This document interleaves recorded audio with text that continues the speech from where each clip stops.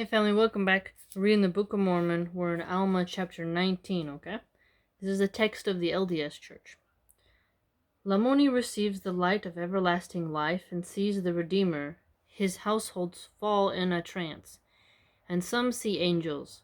Ammon is preserved miraculously. He baptizes many and establishes a church among them. And it came to pass that after 2 days and 2 nights they were about to take his body and lay it in a sepulchre, sepulchre, sepulchre. Don't remember how to pronounce that. Which they had made for the purpose of burying their dead. Now the queen, having heard of the fame of Ammon, therefore she sent and desired that he should come in unto her. And it came to pass that Ammon did as he was commanded, and went in unto the queen, and desired to know what she would that he should do. And she said unto him, The servants of my household have been made it known unto me that thou art a prophet of a holy God, and that thou hast power to do many mighty works in his name. Therefore, if this is the case, I would that ye should go in and see my husband. For he has been laid upon his bed for the space of 2 days and 2 nights, and some say that he is not dead, but others say that he is dead, and that he stinketh, and that he ought to be placed in the sepulchre. But as for myself, to me he doth not stink. Now this was what Ammon desired, for he knew that the king Lamoni was under the power of God. He knew that the dark veil of unbelief was being cast away from his mind, and the light which did light upon his mind, which was the light of the glory of God, which was a marvelous light of his goodness. Yea, this light has infused such joy into his soul, the cloud of darkness having been dispelled, and that the light of everlasting life was lit up in his soul. Yea, he knew that this had overcome his natural frame, and he was carried away in God. That's interesting assertion here, that he collapsed because his soul was being cleansed, and that his natural body, right, his human body, couldn't handle it.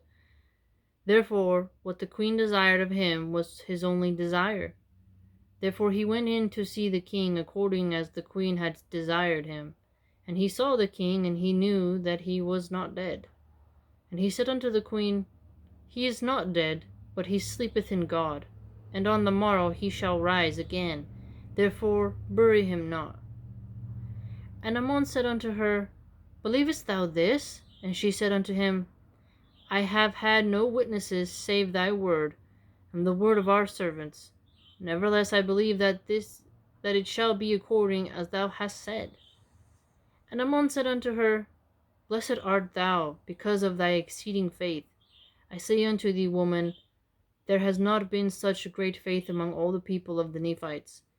And it came to pass that the watch over the bed of her husband, from that time even until that time on the morrow which Ammon had appointed, that he should rise. And it came to pass that he arose, according to the words of Ammon.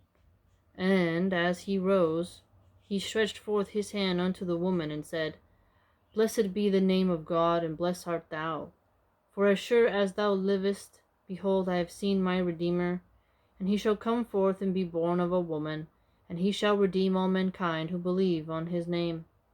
Now, when he had said these words, his heart was swollen within him, and he sunk again with joy, and the queen also sunk down, being overpowered by the Spirit. Now Ammon, seeing the Spirit of his Lord, poured out according to his prayers upon the Lamanites, his brethren who had been caused of so much mourning among the Nephites, or among all the people of God, because of their iniquities and their traditions. He fell upon his knees, and he began to pour out his soul in prayer and thanksgiving to God, for what he had done for his brethren, and he was also overpowered with joy. And thus they all three had sunk to the earth. Now, when the servants of the king had seen that they had fallen, they also began to cry unto God. For the fear of the Lord had come upon them also, for it was they who had stood before the king, and testified unto him concerning the great power of Ammon. And it came to pass that they did call on the name of the Lord in their might, even until they had all fallen to the earth, save it were one of the Lamanitish women, whose name was Abish. She's a Lamanite. she having been converted unto the Lord for many years on account of a remarkable vision of her father. Thus having been converted to the Lord, and never having made it known, therefore, when she saw that all the servants of Lamoni had fallen to the earth, and also her mistress the queen, and the king, and Ammon lay prostrate upon the earth, she knew that it was the power of God, and supposing that this opportunity, by making known unto the people what had happened among them, that by beholding this scene it would cause them to believe in the power of God. Therefore she ran forth from the house to house, making it known unto the people. And they began to assemble themselves together unto the house of the king.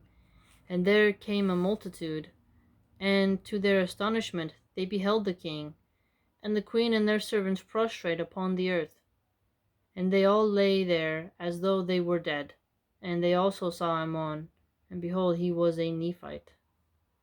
And now the people began to murmur among themselves, some saying that it was a great evil that had come upon them, or upon the king and his house, because he had suffered that the Nephite should remain in the land. Wow, so it's a curse for a Nephite to be in their land. Very territorial. Very territorial. But others rebuked them, saying, the king hath brought this evil upon his house, because he slew his servants who had their flock scattered at the waters of Sebus. And they were also rebuked by those men who had stood at the waters of Sebus and scattered the flocks which belonged to the king.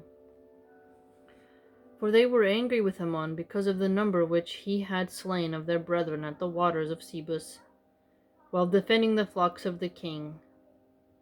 Now one of them, whose brother had been slain with the sword of Ammon, being exceedingly angry with Ammon, drew his sword and went forth that he might let it fall upon Ammon, to slay him. As he lifted the sword to smite him, behold, he fell dead. Now we see that Ammon could not be slain, for the Lord had said unto Mosiah his father, I will spare him, and it shall be unto him according to thy faith. Therefore, Mosiah, trust him unto their Lord. And it came to pass that when the multitude beheld that the man had fallen dead, who lifted the sword to slay Ammon, fear came upon them all, and they durst not put forth their hands to touch him, or any of those who had fallen, and they began to marvel again among themselves what could be the cause of this great power, or what all these things could mean. And it came to pass that there were many among them who said that Ammon was the Great Spirit, and others said he was sent by the Great Spirit. But others rebuked them all, saying that he was a monster, who had been sent from the Nephites to torment them. So everybody has their own accusations against him, against Ammon, appears. And there were some who said that Ammon was sent by the Great Spirit to afflict them because of their iniquities, and that it was the Great Spirit that had always attended the Nephites, who had ever delivered them out of their hands. And they said that it was this Great Spirit who had destroyed so many of their brethren and the Lamanites. And thus the contention began to be exceedingly sharp among them. And while they were thus contending, the woman servant who had caused the multitude to be gathered together came. And when she saw the contention which was among the multitude, she was exceedingly sorrowful, even unto tears. And it came to pass that she went and took the queen by the hand, that perhaps she might raise her from the ground. And as soon as she touched her hand, she rose and stood upon her feet, and cried with a loud voice, saying, O blessed Jesus, who has saved me from an awful hell, O blessed God, have mercy on this people. And when she had said this, she clasped her hands, being filled with joy, speaking many words which were not understood. Speaking many words which were not understood. I hope he's not talking about speaking tongues. That's fake. And when she had done this, she took the king Lamoni by the hand, and behold, he arose and stood upon his feet. And he immediately, seeing the contention among his people, went forth and began to rebuke them, and to teach them the words which he had heard from the mouth of Ammon. And as many as heard his words believed and were converted unto the Lord. But there were many among them who would not hear his words. Therefore they went their way. And it came to pass that when Ammon arose, he also administered unto them, and also did all the servants of Lamoni, and they did all declare unto the people the self same thing, that their hearts had been changed, that they had no more desire to do evil. And behold, many did declare unto the people that they had seen angels, and had conversed with them, and thus they had told them things of God, and of his righteousness. And it came to pass that there were many that did believe in their words, and as many as did believe were baptized, and they became a righteous people, and they did establish the church among them. And thus the work of the Lord did commence among the Lamanites. Thus the Lord did begin to pour out his Spirit upon them.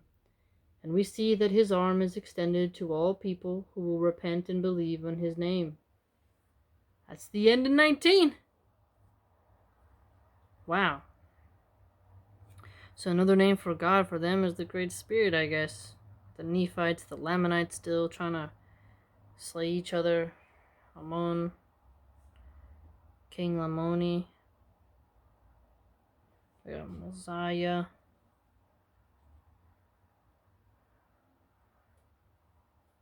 Alright, family, I hope you enjoyed, my fellow theology nerds. Alright.